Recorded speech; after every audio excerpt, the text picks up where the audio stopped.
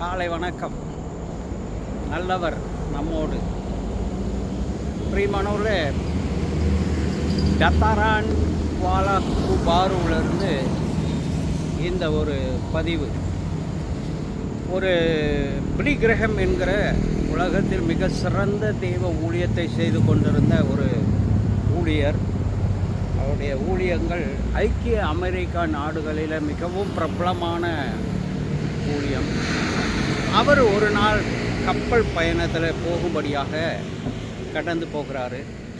அந்த கப்பலில் அவர் ஏறின உடனே அந்த கப்பலில் இன்னொரு நபரை அவர் சந்திக்க நேர்ந்தது. அவர் யார் என்று சொன்னால், ஆப்பிரிக்கா தேசத்தில் ஒரு மிஷனரியாக ஊழியம் செய்கிற ஒருவர் பார்த்தார்.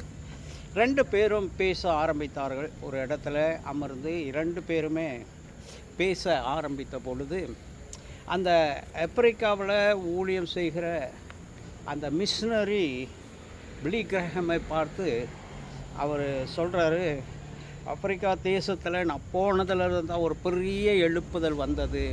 நான் போய் அநேக 1000 மக்களுக்கு ஆண்டவராகிய இயேசு கிறிஸ்து அறிவித்திருக்கிறேன்.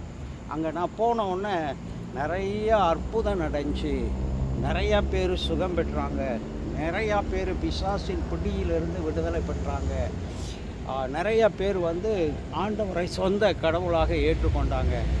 நான் அந்த தேசத்துக்கு போனது அந்த தேசத்தில் ஒரு நல்ல காரியமாக இருந்தது அப்படின்னு சொல்லிட்டு, இந்த ஆப்பிரிக்கா மிஷனரி தன்னை குறித்து மேன்மை பாராட்டி, அதிகமாக தன்னை குறித்து அவர் மேன்மை பாராட்டி பேசி கொண்டிருக்கிறார்.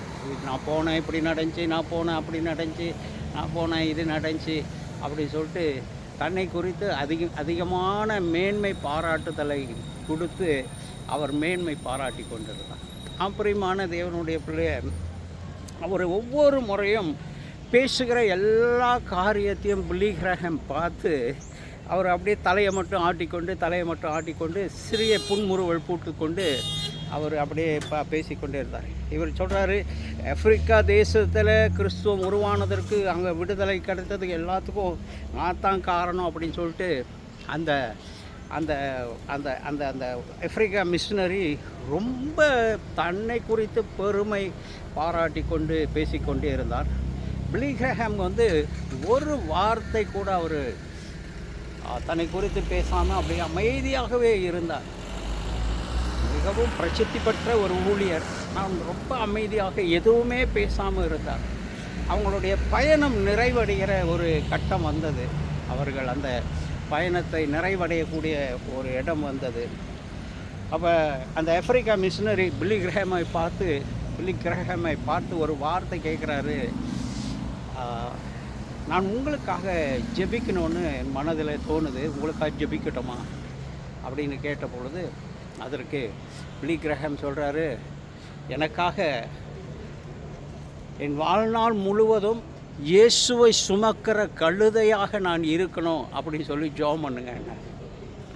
அவர் அந்த அந்த மிஷனரி ஆச்சரியப்பட்டு போனார். தன்னை குறித்து எந்த ஒரு பெருமையான வார்த்தையும் பேசாமல் என் ஆண்டவரை சுமக்கிற கழுதையாக இருக்கணும்னு பேசினார் அப்படி சொல்லிட்டு அவருக்காக ஜெபிக்கிறார். பிரியமான தேவனுடைய பிள்ளைகளை, இன்றைக்கி ஊழியத்தில் சின்னதாய் ஒரு காரியம் நடந்தாலும் ரொம்ப பெருமையாய் பேசி நான் தான் செஞ்சேன் என்று சொல்லி இயேசு மறைக்கப்பட்டிருக்கிறார். அநேக ஊழியர்கள் தங்களை வெளிப்படுத்துகிறார்கள் ஒழிய இயேசுவை வெளிப்படுத்துவதில்லை. எப்படி இந்த ஆப்பிரிக்கா மிஷனரி தான் எல்லாம் செய்தேன் என்று சொன்னாரோ, இயேசுவை அந்த இடத்துல வெளிப்படுத்தவே இல்லை. இயேசு என்ற நாமம் சொல்லவே இல்லை. பிரியமான தேவனுடைய பிள்ளை, நீ கர்த்தருக்கு ஊழியம் செய்யும்போது நீ ஒரு கருவி மாத்திரமே, நீ கர்த்தர் கிடையாது. ஒரு வசனத்தை நாம் வாசிக்கும் பொழுது, நீதிமொழிகளின் புத்தகம் 15வது அதிகாரம் 33வது வசனம்,